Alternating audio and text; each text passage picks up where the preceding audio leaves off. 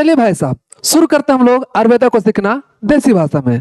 आज हम लोग अष्टांग हृदय के चैप्टर 3 पढ़ने वाले हैं। चैप्टर 3 में क्या है भाई साहब? चैप्टर 3 में है ऋतुचर्या। हम लोग इसके पहले दिनचर्या बहुत अच्छा से पढ़ लिए थे। आज पढ़ने वाले हैं ऋतुचर्या के बारे में। बात आता है ऋतुचर्या का मतलब क्या होता है, तो समझिएगा कि ऋतुचर्या जो है दो वर्ड से मिलकर बना है, एक ऋतु और दूसरा है चर्या। ऋतु मतलब होता है मौसम, जैसे कि बरसात हो गया, गर्मी हो गया, ठंडा हो गया, ये सब क्या है? मौसम है। दूसरा है चर्या। चर्या मतलब होता है आचरण। सुनिएगा फिर से, चर्या मतलब होता है आचरण। आचरण मतलब कि बिहेवियर, या फिर बोलो तो आपका कैसा स्वभाव होना चाहिए किस मौसम के अकॉर्डिंग। समझिएगा सिंपल सा क्या भाई साहब, जैसे आप समझ सकते हैं कि देखिए आचरण जो है दो चीज पर डिपेंड करता है। अभी समझिएगा, अभी क्या बोले हम कि ऋतुचर्या, ऋतु मतलब मौसम, चर्या मतलब आचरण, और आचरण दो चीज पर डिपेंड करता है, एक आहार पे और दूसरा विहार पे। बात आता है आहार क्या है? आहार होता है क्या खाना चाहिए, है ना, आहार। फिर दूसरा है बिहार। बिहार क्या होना चाहिए? बिहार मतलब कि आपका लाइफ स्टाइल। जैसे आप देखते होंगे कि गर्मी के दिन में क्या देखते हो, बहुत मतलब कि हल्का कपड़ा पहनते हो, है ना, या हाफ शर्ट पहनते हो। तो गर्मी के समय आप हाफ शर्ट पहन रहे हो, चाहे हल्का कपड़ा पहन रहे हो। जबकि वही देखोगे कि जब ठंडा स्टार्ट होगा, है ना, जब ठंडा बढ़ जाएगा तो उस वक्त हम भारी कपड़ा पहनते हैं। तो आप क्या देख रहे हो कि आप ऋतु के अकॉर्डिंग अपना आहार और बिहार डिसाइड करते हो। तो उसी बोलते हैं ऋतुचर्या। बात आता है कि ऋतुचर्या पढ़ने का मतलब क्या है। तो पहले तो मतलब ये है भाई साहब कि आपका एग्जाम में आएगा, है ना। दूसरा मतलब क्या है? दूसरा मतलब है आपका आयुर्वेद का पहला उद्देश्य को पूरा करता है। तो आयुर्वेद का पहला उद्देश्य क्या है? स्वास्थ्य स्वास्थ्य रक्षणम। फिर से सुनेगा, पहला उद्देश्य है स्वास्थ्य स्वास्थ्य रक्षणम, मतलब कि स्वास्थ्य की रक्षा करना ही आपका आयुर्वेद का प्रथम उद्देश्य है। अब बात आता है कि स्वास्थ्य की रक्षा कैसे होता है। तो देखिए कुछ आचरण है जिसको हम अगर फॉलो करें, है ना, एक कुछ आदत है जिसको अगर फॉलो करें तो बीमार होंगे ही नहीं, यही आयुर्वेदा बोलता है। जैसे कि जिसमें दिनचर्या है, दिन भर में क्या क्या करना चाहिए। जैसे दूसरा हम लोग आज पढ़ने वाले ऋतुचर्या है। ऋतुचर्या मतलब कि ऋतु के अकॉर्डिंग अपने आप को कैसे ढालना चाहिए, या फिर कैसे क्या क्या करना चाहिए, क्या क्या नहीं करना चाहिए, इसको बोलते हैं ऋतुचर्या। फिर होता है रात्रिचर्या भी होता है कि रात के हम लोग क्या क्या करना चाहिए, क्या क्या नहीं करना चाहिए। अल्टीमेट सिंपल सा आयुर्वेद बोलता है कि अगर ये सारा चीज को आप फॉलो करते हो तो आप बीमार पड़ोगे ही नहीं। इससे क्या होगा? आपका स्वास्थ्य की रक्षा होगा। तो खैर ये सब बकवास बंद करते हैं साहब, हम लोग स्टार्ट करते हैं चैप्टर को। तो समझिएगा कि क्या हम लोग पढ़ने वाले हैं। पहला देखिए लिख रहा है आदान काल और विसर्ग काल। समझिएगा फिर से, पहला है आपका आदान काल और दूसरा विसर्ग काल। तो समझिएगा कि जैसे कि हम लोग जानते हैं गर्मी है, बरसात है, उसी तरह से आपके आयुर्वेद के अकॉर्डिंग टोटल मौसम या बोलो तो ऋतु आपका 6 होता है। अब बात है कि भाई कौन कौन सा ऋतु होता है 6, तो सुनेगा क्या कौन कौन सा है। तो देखिए पहला है भाई साहब आपका शिशिर। सुनेगा, शिशिर है ना। फिर दूसरा है आपका बसंत है। फिर तीसरा आपका ग्रीष्म है। फिर वर्षा है, शरद है और हेमंत है। तो पहला बात क्यों आपको ये दोनों जो 6 नाम है आपको मुंह पे याद होना चाहिए, है ना। मुंह पे आपको एकदम याद होना चाहिए। कोची शिशिर, बसंत, ग्रीष्म, वर्षा, शरद, हेमंत। समझ में आया? तो 6 ऋतु का आपके बारे में नाम याद होना चाहिए। अब बात आता है कि सुनिएगा क्या कि शुरुआत के 3, सुनिएगा फिर से, शुरुआत के 3 जो है भाई साहब आपके आते हैं आदान काल में, और लास्ट के 3 जो है आपके आते हैं विसर्ग काल में। अब बात आता है कि भाई साहब ये बताओ पहले कि आदान काल क्या है, विसर्ग काल क्या है। तो समझिएगा कि आदान काल, विसर्ग काल एक तरह का बोलो तो जैसे कि हम लोग मौसम को कैलेंडर के अकॉर्डिंग बांट सकते थे, लेकिन यहाँ पे आचार्यों ने कैलेंडर के अकॉर्डिंग नहीं बांटा है। यहाँ पे सूर्य और चंद्रमा के स्ट्रेंथ के अकॉर्डिंग बांटा है। मतलब कि कभी कभी क्या होता है, जैसे गर्मी के दिन में देखिएगा कि सूर्य जो होता है अपना मैक्सिमम स्ट्रेंथ पर आता है, उसका एनर्जी बहुत ज्यादा हाई होता है। इसे तो देखते होंगे कि हमको बहुत गर्मी लगता है। और कभी कभी ठंडा के समय देखते होंगे कि चंद्रमा मैक्सिमम स्ट्रेंथ पर आता है, इसलिए उसमें हमको ठंडक लगता है। तो आदान काल में क्या होता है कि सूर्य मैक्सिमम स्ट्रेंथ पर आता है। विसर्ग काल में क्या होता है आपका चंद्रमा मैक्सिमम स्ट्रेंथ पर आता है। अब समझिएगा इससे इफेक्ट क्या पड़ता है। पहले क्या बताया कि आपका शुरुआत के 3 शिशिर, बसंत, ग्रीष्म जो है आपके आदान काल में आते हैं, और वर्षा, शरद, हेमंत जो है आपका विसर्ग काल में आते हैं। फिर हम बोलो क्या बताया कि आदान काल में जो है आपका सन का लाइट या बोलो तो सन का स्ट्रेंथ बहुत ज्यादा होता है, और जब उसका स्ट्रेंथ बहुत ज्यादा होगा तो उसमें हमको गर्मी लगेगा। देखिए यही सब चीज लिखा हुआ है। देखिए क्या लिखा हुआ है यहाँ पे, देखो लिखा हुआ है आदान काल में क्या लिखा हुआ है साहब। आदान काल में लिखा हुआ है कि सूर्य जो है प्रबल होता है, मतलब कि डोमिनेंट होता है। और जब डोमिनेंट होगा तो क्या होगा साहब कि अगर सूर्य ज्यादा निकलेगा, तो समझिएगा लॉजिक है भाई साहब, कि अगर सूर्य ज्यादा निकलेगा तो उसका हीटिंग प्रॉपर्टी शो करेगा, और जब हीटिंग प्रॉपर्टी शो करेगा तो पृथ्वी पर, मतलब पृथ्वी पर जो भी वायु आपका जल है उसको सोख लेगा। इसके साथ साथ आपके शरीर में का भी जल को सोखता है, इससे तो हम लोग का पसीना निकलता है। अब इससे क्या होता है कि हम लोग का बल जो है कम हो जाता है। समझिएगा, जब सूर्य का बल बहुत ज्यादा होगा तो इंसान का बल कम हो जाएगा। क्यों? क्योंकि वो पसीना सोख लिया, मतलब बोलो तो या तो जल सोख लिया, और जब जल निकल जाएगा तो क्या आदमी थोड़ा सा कमजोर तो फील करेगा ही। तो ये चीज यहाँ पे लिखा है कि देखिए, पृथ्वी से स्नेह और बल को सोख लेता है कौन? आपका सूर्य। और कौन काल में? आपके अदान काल में। ठीक है, देखिएगा सिंपल सा, आपके एग्जाम में जो है इसके बीच में डिफरेंस लिखने का आता है कि आदान काल और बिसर काल में डिफरेंस लिखना है। तो आप वो चीज अगर देखिएगा तो समझ के आप लिख सकते हैं। फिर इसके पहले हम आपको कुछ बताना चाहते हैं, तो इसको ऐसा मत देखिएगा, फिर से सुनिएगा, इसको ऐसा मत देखिएगा साहब कि एक लेक्चर है, कोई प्रोफेसर है। प्रोफेसर तो देखते भी नहीं हम, है ना, तो प्रोफेसर है या फिर टीचर है, ऐसा कुछ मत देखिएगा। आप सिंपल सा समझिए क्या कि आप बैठ जाइए, आप अपने सामने टेबलेट उठा लीजिए या फिर मोबाइल उठा लीजिए, चाहे लैपटॉप उठा लीजिए, उसको रख लीजिए सामने, है ना। इसके साथ साथ भाई साहब आप चाय लीजिए, और चाय को चुस्की के साथ साथ आप पूरे लेक्चर को देखिए, क्योंकि बहुत चिल तरीके से देखिएगा। क्यों? क्योंकि भाई साहब हम जो भी पढ़ाने वाले हैं एक कहानी के तौर पर पढ़ाने वाले हैं, कहानी एक दूसरे से लिंक करते हुए चलेंगे। इससे क्या होगा कि आपको बस देखते हुए अगर देख भी लोगे ना तो आपको बहुत सारी चीजें याद हो जाएगा। इसके बाद जो है इसका नोट्स जो है आप टेलीग्राम पे जाके पढ़ सकते हो। भाई बात करते हैं टेलीग्राम कहाँ इसका लिंक मिलेगा, तो याद रखिएगा इसका वीडियो के डिस्क्रिप्शन में आपको टेलीग्राम का लिंक मिलेगा, वहां पे जाइएगा, इसका नोट्स आपको मिल जाएगा। तो खैर सिंपल सा बात बता भाई कि आप इसको चिल होकर देखिए। अगर लेक्चर को बहुत अच्छे से देखते हो, ऐसा वेब सीरीज मूवी जैसा, तो आपको बहुत सारा चीज मतलब 70 to 80% चीजें अपने आप याद हो जाएगा। तो खैर इसे बकवास बंद करते हैं, यहाँ पे आते हैं। तो देखिए आदान काल और बिसर काल हम लोग देख रहे थे। तो देखिए क्या लिखा हुआ है कि यहाँ पे देखो क्या किया, सोख लिया, है ना। और गुण कैसा किसका होता है, मतलब कि आदान काल का गुण क्या होता है? तो देखिए लिख रहा है आग्नेय होता है। अरे भाई ये तो सिंपल सा बात है, अगर सनलाइट मैक्सिमम स्ट्रेंथ पर रहेगा तो आगे तो निकालता है वो, तो आग्नेय होगा। आग्नेय मतलब क्या? आग, है ना। फिर दूसरा है रुक्ष और तीक्ष्ण होता है। तो देखिए कि क्या हुआ कि आप समझते हो कि एयर के पास भी क्या है, समझिए एयर के पास भी क्या है, आपका जल है, इसलिए तो ह्यूमस होता है, ह्यूमिडिटी बढ़ जाता है। तो वो क्या कर रहा है, एयर का जो वायु, एयर के पास जो आपका जल था उसको भी पूरा सोख लिया, कौन? सन सोख लिया। तो इसलिए इसका गुण होता है रुक्ष होता है और साथ साथ तीक्ष्ण होता है। तो आप गुण याद रखिएगा। फिर हवा कैसा होता है कि बहुत तेज होता है। देखते हो कि गर्मी के दिन में क्या होता है, जब लू चलता है, जब गर्मी के दिन में लू चलता है तो देखिएगा कि उस समय हवा बहुत तेज चलता है। इसके साथ साथ हवा क्या होता है, रुखी हो जाता है। रुखी मतलब कि ड्राई हो जाता है। ड्राई क्यों होता है बता दिए कि वायु के पास क्या था, आपका जल था, है ना, जिसके वजह से ह्यूमस था, ह्यूमिडिटी था। बरसात में ऐसा बहुत ज्यादा दिखता है। लेकिन जैसी गर्मी आया, जब आपका सूर्य का जैसे आपका एनर्जी मैक्सिमम पर गया, स्ट्रेंथ मैक्सिमम गया, तो उसमें क्या होता है कि एयर का जितना भी वाटर था सोख लेगा।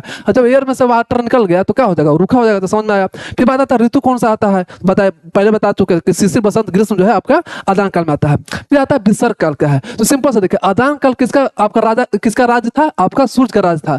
लेकिन बिसर काल में चंद्रमा का राज होता है। तो जब चंद्रमा का राज होगा तो सूर्य का राज खत्म हो जाएगा, और जब सूर्य का राज खत्म हो जाएगा मतलब उसका स्ट्रेंथ खत्म हो जाएगा, तो हम लोगों का बल जो है मैक्सिमम स्ट्रेंथ पर रहेगा। तो ये चीज यहाँ पे लिखा है कि चंद्रमा प्रबल होता है कब, आप पे बिसर काल में। फिर बोल रहा है कि पृथ्वी को बल और शीतलता देता है। देखो आदान काल जो है आपका वो बल छिल रहा था, लेकिन बिसर काल क्या है, आपका बल दे रहा है। तो ये चीज बोल रहा है। फिर गुण कैसा होगा, तो देखिए भाई इसका गुण क्या था, आग्नेय था, तो इसका गुण सौम्य होगा। सौम्य मतलब कि कूलिंग वाला, उसका था हीटिंग वाला। फिर आता अस्निग्ध है, ठीक है, उसका था रुक्ष, और रुक्ष का उल्टा होता है अस्निग्ध, तो जस्ट इसका उल्टा है। फिर बात आता है भाई ऋतु कौन कौन सा होता है, तो लास्ट के तीन कौन कौन, वर्षा शरद हेमंत। तो ये सारी चीज आपको समझ में आया कि आपका आदान काल क्या है, बिसर काल क्या है, इसमें कौन कौन सा ऋतु आते हैं, क्या क्या इसका गुण है ना। बहुत अच्छे से आपको समझ में आया। खैर हम देखते हैं नेक्स्ट पेज। भाई साहब फोकस सही है ना, हाँ फोकस तो अच्छा है भाई। नेक्स्ट देखिएगा, फिर देखिए क्या है कि ऋतु के अनुसार शारीरिक बल और रस। समझिएगा क्या है, सिंपल सा कि ऋतु के अकॉर्डिंग हम लोग अभी देखे ना कि भाई साहब बल क्या है कि आदान काल में बल कम हो गया था, शरीर का बल कम हो गया था, जबकि बिसर काल में हम लोग का शरीर का बल मैक्सिमम था, मतलब कि अच्छा खासा था। तो वही चीज एक ग्राफ बनाया गया है। ग्राफ किस चीज का है भाई साहब कि देखिए यहाँ पे आपका मौसम है, मतलब कि आपका ऋतु है, कौन कौन सा ऋतु है भाई साहब, यहाँ पे आपका शिशिर है, बसंत है, ग्रीष्म है, वर्षा है, शरद है और हेमंत है। समझिएगा। और यहाँ पे किस चीज का ग्राफ है भाई साहब, इस शारीरिक बल है। ये आपका वाई एक्सिस हो गया, है ना, ये आपका एक्स एक्सिस हो गया। ठीक है, तो समझिएगा कि क्या है कि देखिए जैसे जैसे इधर जा रहे हैं, समझिएगा जैसे जैसे इधर जा रहे हैं तो आपका जो बल है धीरे धीरे कम होता जा रहा है। यहाँ सबसे कम है, मिनिमम है। ग्राफ से समझ में आता है, ग्राफ तो पढ़े होगा थोड़ा बहुत, नहीं पढ़े तो समझ में आ रहा है भाई कि क्या है, सिंपल सा कि स्ट्रेंथ जो है, देखिए ये स्ट्रेंथ वाई एक्सिस क्या है, स्ट्रेंथ दिखा रहा है, तो वाई एक्सिस स्ट्रेंथ है, तो स्ट्रेंथ क्या मैक्सिमम है, लेकिन धीरे धीरे क्या हो रहा है, कम होता जा रहा है, अब फिर धीरे धीरे बढ़ रहा है। तब ध्यान दीजिएगा कि हेमंत में, सुनिएगा, हेमंत में और शिशिर में आपका शारीरिक बल बहुत मैक्सिमम में होता है, ठीक है। लेकिन यही जो आपका ऑब्जेक्टिव पूछा जाता है, क्या ऑब्जेक्टिव पूछा जाता है कि सबसे कम कब होता है, तो याद रखिएगा ग्रीष्म में और वर्षा में जो है सबसे कम होता है, समझिएगा, है ना।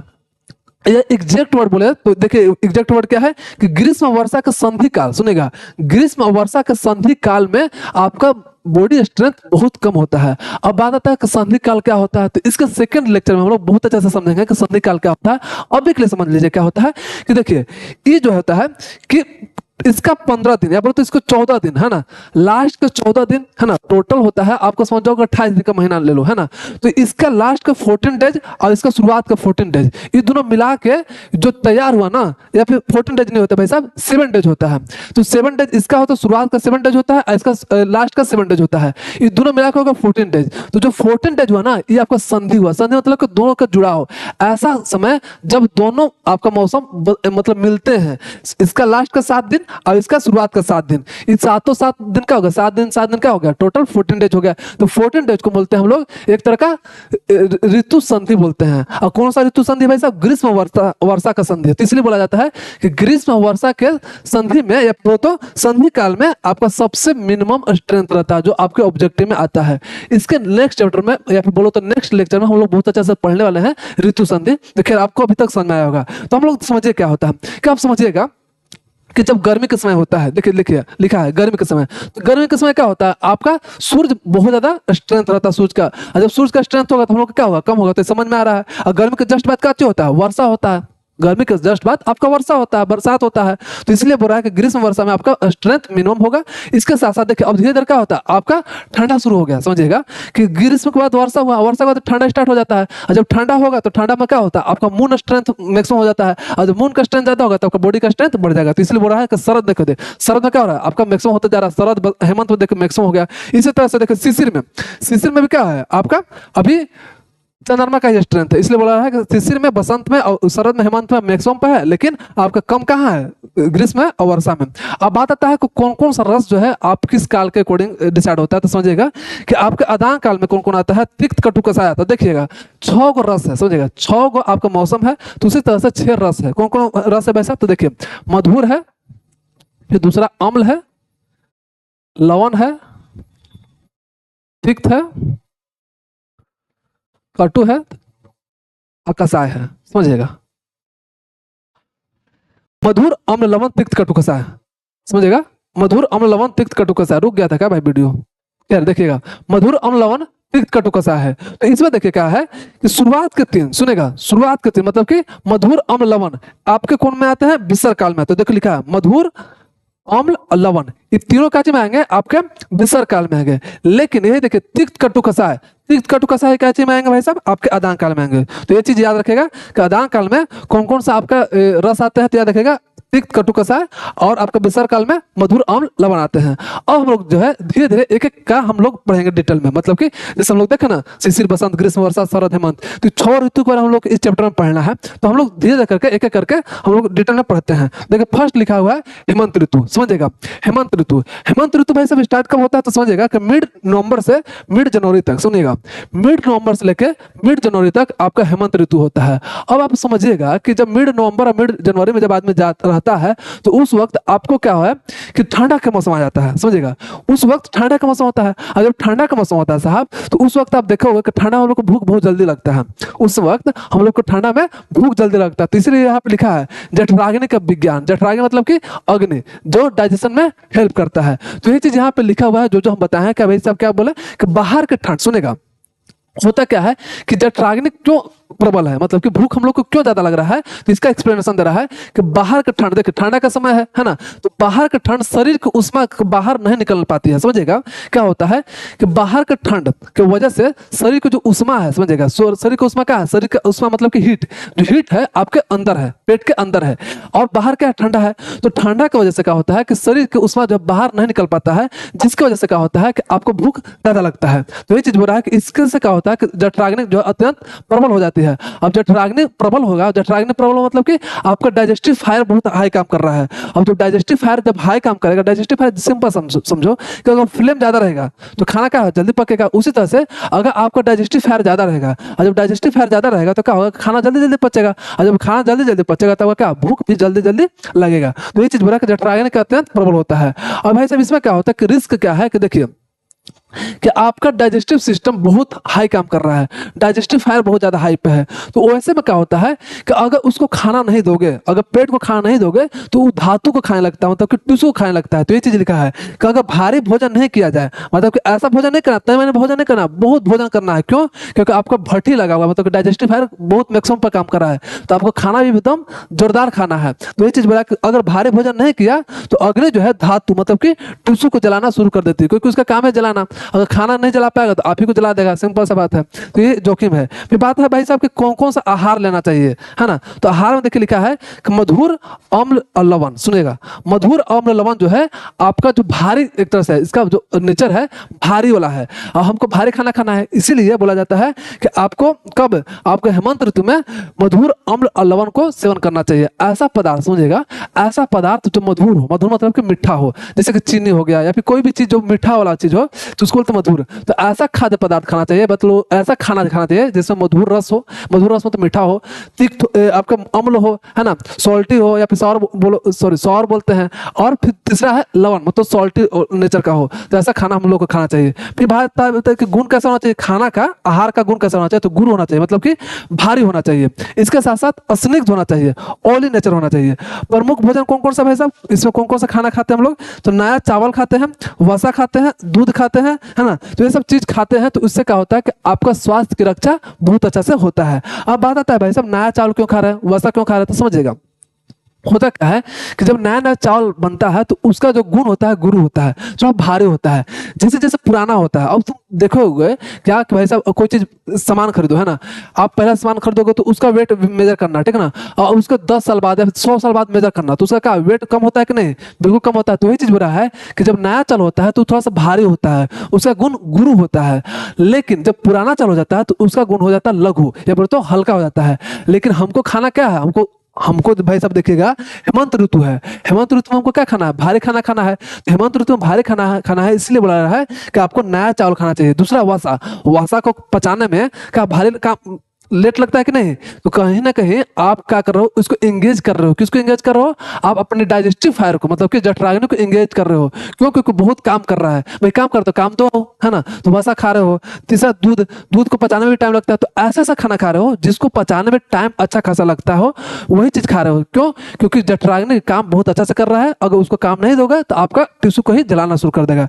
ये सारा चीज जो है आपको समझ में आया कि क्या भाई साहब हेमंत ऋतु में क्या क्या है। फिर बात बड़ा हेमंत ऋतु में जीवन शैली कैसा होना चाहिए, तो मतलब बिहार समझिएगा, हम बोले थे क्या, हम लोग ऋतु के अकॉर्डिंग मतलब कि ऋतु के अकॉर्डिंग दो चीज करेंगे, आचरण मतलब कि दो आचरण करेंगे, पहला आहार, दूसरा बिहार।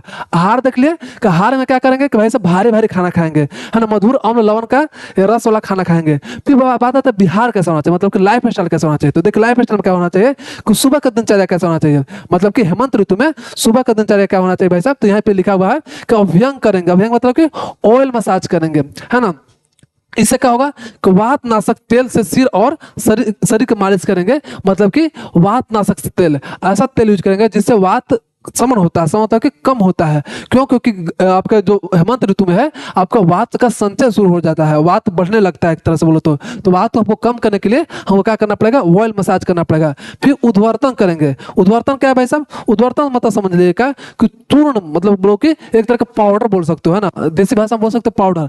पाउडर क्या क्या करते हैं कि हम लोग पूरा मतलब कि इसको रोम के विपरीत समझेगा, रोम क्या, रोम मतलब कि एक तरह का रोमा बोलते हैं इसको, है ना, हेयर दिख रहा है आपको, हेयर क्या इधर साइड है ना, तो हेयर के अपोजिट साइड हम ऐसे के करके आप क्या करते हो, एक तरह का मालिश करते हो, लेकिन तेल से मालिश नहीं करो, एक पाउडर से मालिश कर रहे हो, या बोलो तो एक यहाँ पे लिखा लिखा भाई साहब, आप कहते हो क्या कि चूर्ण से मालिश करते हो, उससे क्या होता है कि आपका जो एक्स्ट्रा फैट्स है ना वो भी गलता है। तो इसलिए बोलता है उद्वर्तन करेंगे। फिर सिर और तेल पर क्या करेंगे, तेल धारण करेंगे। तेल धारण करेंगे मतलब कि आप तेल रखेंगे, क्यों? क्योंकि आपका जो है, आप किस ऋतु में है, हेमंत ऋतु में। तो जो हेमंत ऋतु में क्या होता है भाई साहब, आपका वात प्रकृति या बोलो तो वात जो है संचय होना स्टार्ट हो जाता है, मतलब कि वो एक्युमुलेट होना स्टार्ट कर देता है। और वात का गुण क्या है, आपको रुक्षता प्रोवाइड करना है ना, ड्राइनेस प्रोवाइड करना। तो ड्राइनेस को काटेगा कौन, आपका अस्निग्धता। अस्निग्धता किसके पास है, तेल के पास है। तो सिंपल सा सब चीज लॉजिक है। फिर आता है व्यायाम, एक्सरसाइज करेंगे भाई साहब। एक्सरसाइज करेंगे कब, आप हेमंत ऋतु में आप एक्सरसाइज करेंगे, मतलब कि कुश्ती करेंगे है ना, या फिर भारी कसरत करेंगे। इस सब कब क्या होगा कि इस सब से देखिए क्या होता है के लिए, किसके लिए सर्वोत्तम है भाई साहब, इस समय के लिए सर्वोत्तम है। क्यों? क्योंकि देखिए आपका ठंडा का समय, देखो आपका हाँ हेमंत ऋतु में हो, तो हेमंत ऋतु में क्या होता है, ठंडा का समय होता है। और ठंडा का समय क्या होता है कि आपको पसीना निकलना चाहिए, क्योंकि हम लोग को ठंडा बहुत ज्यादा लगता है। तो ठंडा को कम करने के लिए क्या करते हैं हम लोग, एक्सरसाइज करते हैं, लड़ाई झगड़ा करते हैं। लड़ाई झगड़ा मतलब उस तरह का नहीं, मतलब कुश्ती करते हैं, है ना। तो इससे क्या होता है कि आपका शरीर से पसीना निकलता है, तो ये आपका वात को थोड़ा सा कम करता है। अब आता है भाई साहब क्या क्या सुरक्षा रखना चाहिए। तो सुरक्षा में क्या चीज है, रेशमी और ऊनी और चर्म का वस्त्र पहनते हैं, मतलब सिंपल सा, ऐसा रटने की जरूरत नहीं है। सिंपल सा भारी कपड़ा पहनते हैं, ऊनी कपड़ा पहनते हैं, जिससे वो ठंडा से बच सके। तो ये चीज बुरा है। दूसरा बात बुरा है कि केसर और अगरू का लेप लगाते हैं, फिर गर्म मकान और रजाई का प्रयोग करते हैं। भाई साहब ठंडा का समय है, तो आप कैसा मकान होना चाहिए, गर्म मकान होना चाहिए, है ना। और रजाई में ओढ़ के हम लोग सोते हैं ताकि ठंडा कम लगे। तो ये सब चीज ऐसा है ना कि आप पहले से जानते हो, बस टर्मोलॉजी है, तो बस सुन लोगे ना एक बार तो आपको हमेशा के लिए याद हो जाएगा। तो खैर नेक्स्ट देखते हैं, नेक्स्ट क्या भाई साहब, दूसरा है शिशिर ऋतु। देखिएगा शिशिर ऋतु दूसरा है भाई साहब। शिशिर ऋतु कब स्टार्ट होता है, तो याद रखेगा कि मिड जनवरी से लेके आपके मिड मार्च तक आपका शिशिर ऋतु स्टार्ट होता है। अब ध्यान दीजिएगा, ध्यान क्या देना है भाई साहब कि अब जो है धीरे धीरे ठंडा खत्म हो रहा है। देखिएगा जनवरी में, फरवरी में, अब मार्च में, मार्च जाते जाते क्या होता है, ठंडा समाप्त होने लगता है। तो एक तरह का ठंडा समाप्त हो रहा है, अब धीरे धीरे गर्मी आने वाला है। तो ये चीज यहाँ पे लिखा हुआ है क्या भाई साहब, रुक्षता का आगमन होगा। अब जब गर्मी होगा तो क्या होगा, आपका शरीर आपका ड्राइनेस टाइप का होगा। तो ये पूरा रुक्षता का आगमन होता है। यहाँ तक कि आपका जो है भाई साहब क्या चीज, आदान काल का शुरुआत होता है। आदान काल में कौन कौन था, शिशिर बसंत ग्रीष्म था। सुनेगा फिर से, शिशिर बसंत ग्रीष्म आपका आदान काल में था। तो आदान काल शुरू कहां से हो रहा है, आपके शिशिर ऋतु से होता है। तो एक पॉइंट तो आपको हमेशा याद रखेगा, आपसे पूछा जाएगा, क्या पूछा जाएगा भाई साहब कि आपके जो है आदान काल का शुरुआत किस ऋतु में होता है। तो याद रखेगा आपका शिशिर ऋतु में होता है। तो समझिए क्या लिखा हुआ है भाई साहब कि यह आदान काल का शुरुआत है। और जब आदान काल का शुरुआत होगा तो क्या होगा कि ठंडा के साथ साथ रुक्षता बढ़ेगा, मतलब कि ड्राइनेस बढ़ेगा। क्यों? क्योंकि गर्मी आने वाला है, और जब गर्मी आएगा तो सूर्य का स्ट्रेंथ ज्यादा होगा, उससे आपका शरीर का रुक्षता बढ़ेगा। इसके साथ साथ भाई साहब कफ का संचय होता है। अब देखिए भाई साहब इसमें जो है आपका कप का संचय होगा। कप का संचय मतलब कि कप एक्युमुलेट होगा, मतलब कि एक जगह बढ़ेगा। तो यही बोल रहा है कि कप का संचय शुरू होता है। अब भाई नियम क्या है भाई साहब कि क्या करना चाहिए जब कप का संचय हो रहा है, तो सिंपल सा बोल रहा है कि आपको हेमंत ऋतुचर्या का ही पालन करना चाहिए। जो हम लोग अभी हेमंत का ऋतुचर्या देखे, हेमंत का ऋतुचर्या मतलब कि कैसा आहार लेना चाहिए, कैसे बिहार रहना चाहिए, मतलब कि लाइफ स्टाइल कैसा होना चाहिए, उसी के अकॉर्डिंग होना चाहिए। किसके अकॉर्डिंग, आपके हेमंत ऋतु के अकॉर्डिंग होना चाहिए, शिशिर ऋतु में भी। तो ये चीज आपको समझ में आया। अब देखिए आप बहुत अच्छा चीज लिखा है कि शिशिर में पहले से बाहर रुकता है। समझेगा शिशिर के समय क्या होता है कि पहले से क्या है, आपका ड्राइनेस वाला शरीर है। अगर आप कड़वा, देखिए सुनेगा लिख रहा है कि अगर आप कड़वा या फिर तीखा खाना खाते हो तो उससे क्या होता है कि वात बढ़ेगा। पहले से रुक्षता है और अब रुक्षता वाला खाना खा रहे हो, वात क्या है, वात का क्या गुण है, आपका रुक्षता वाला गुण है। तो अगर आप पहले से आपका रुक्षता था और इसके साथ साथ आप क्या खा रहे हो, आप तीखा ले रहे हो, कड़वा ले रहे हो, तो कड़वा तीखा क्या है, सब वात को बढ़ाता है, तो इससे वात और बढ़ेगा। इसके साथ साथ बोल रहा है भाई साहब कि विशेष सावधानी जो हमको फॉलो करना चाहिए। पहला है वातल भोजन निषेध। वातल भोजन निषेध मतलब कि वात वाला ऐसा खाना जिससे वात बढ़े, तो उसको बोलते हैं वातल, है ना, वातल भोजन। सिंपल सा, जिससे वात बढ़े उसको बोलते हैं वातल भोजन। और कौन कौन सा भाई साहब, तो ये चीज बुरा है कि तिक्त कटु कषाय, समझिएगा तिक्त कटु कषाय रस वाला जो है आपके वातल भोजन है, मतलब कि वात को बढ़ाता है। हम बहुत अच्छे से क्रियाशील जब पढ़ा रहे थे तो उसमें बताए थे कि कौन सा रस से वात बढ़ता है, कौन सा रस से पित्त बढ़ता है और कौन सा रस है कब बढ़ता है। तो वही चीज यहाँ पे समझा रहा है क्या भाई साहब कि ये सब देखिए तिक्त कटु कसाय वाला सामान जो है, अगर आप तिक्त कटु कसाय वाला भोजन करोगे तो उससे आपका वात बढ़ेगा।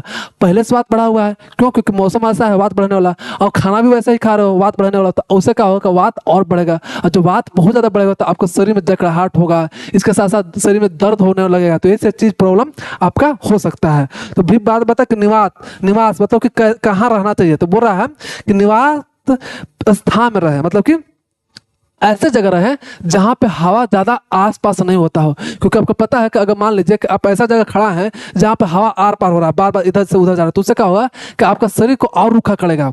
सिंपल सी बात है, आप कपड़ा पसारते हो, जब कपड़ा पसारते हो मतलब कि कपड़ा डालते हो धूप में, तो उस समय क्या होता है कि हवा की वजह से, अगर या फिर बात बोलो कि ठंडा के समय है ना, अब धूप निकला हुआ नहीं है, तब क्या करते हो रूम में ही आप क्या करते हो कपड़ा डाल देते हो और फैन चालू कर देते हो। तो फैन के हवा से क्या होता है उसका पूरा पानी सूख जाता है। तो एक तरह से क्या कर रहा है ड्राई कर दे रहा है। तो वही चीज कर रहा है कि आपका निवास मतलब स्थान कैसा होना चाहिए, आपको वहां रहना चाहिए जहां पे हवा आता जाता नहीं हो। क्योंकि हवा आते जाता रहेगा तो उससे क्या होगा कि आपको पहले से रुकता है, वात बढ़ा हुआ है, इसे और वात बढ़ जाएगा। तो ये चीज समझा रहा है, ठीक है। अब देखिए नेक्स्ट भाई साहब कि वसंत ऋतु है ना, वसंत ऋतु में क्या है भाई साहब कि वसंत ऋतु में कि पहला बात है कि वसंत ऋतु स्टार्ट कब होता है। तो देखिए वसंत ऋतु स्टार्ट होता है मिड मार्च से लेके मिड मई तक, मार्च से मई तक। अब देखिए धीरे धीरे क्या हो रहा है कि आपका गर्मी बढ़ते जा रहा है ना। तो वही चीज बढ़ाएगा कप का प्रकोप। सुनिएगा समझिएगा कि इसके पहले जो आपका ऋतु था उसमें कप का संचय हुआ था मतलब कि मतलब एक्मुलेट हुआ था। इससे हो रहा प्रकोप मतलब कि अब बढ़ गया। हम लोग बहुत अच्छा से पढ़े थे, हम जब क्रिया शरीर का चैप्टर में पढ़ रहे थे तो पढ़े थे कि संचय क्या होता है, प्रकोप क्या होता है, समन क्या होता है, प्रशमन क्या होता है, इस सारा टर्मिनोलॉजी को हम लोग समझे थे।